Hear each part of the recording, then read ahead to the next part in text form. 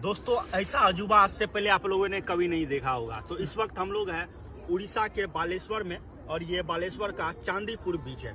यहाँ पे जो है रात के समय जो पानी है वो लगभग 5 किलोमीटर तक समुंदर के तरफ पीछे चले जाता है और फिर दिन में ये पानी बढ़ते बढ़ते उधर आप देखेंगे कि बीच तक आ जाता है। तो चलिए मैं आप लोगों को डिटेल से दिखाता हूँ ये कैसा अजूबा है। तो देख सकते हैं इस वक्त किस प्रकार से जो है पानी बीच के तरफ बढ़ रहा है। सुबह में जब हम लोग यहाँ पे आए थे तो काफी दूर तक लोग पैदल जा रहे थे, लेकिन अभी ये पानी बढ़ते बढ़ते बीच के तरफ आ रहा है और इसको बढ़ते हुए आप आसानी से देख सकते हैं। देखिए कैसे पानी बढ़ रहा है। अब इसके पीछे कुछ रहस्य तो जरूर है, चलिए मैं आप लोगों को ये बताता हूँ। ये सारा कुछ होता है ग्रेविटी के कारण, तो इसे एकदम प्रकृति का एक अजूबा कह सकते हैं। और अभी लगभग 3 बज रहे हैं दोपहर के और ये पूरा बीच का नजारा है देखिए। और थोड़ी ही देर में लगभग आधा घंटा लगेगा, हम मुझे समझ में आ रहा है कि ये पानी वहां तक पूरा पहुंच जाएगा।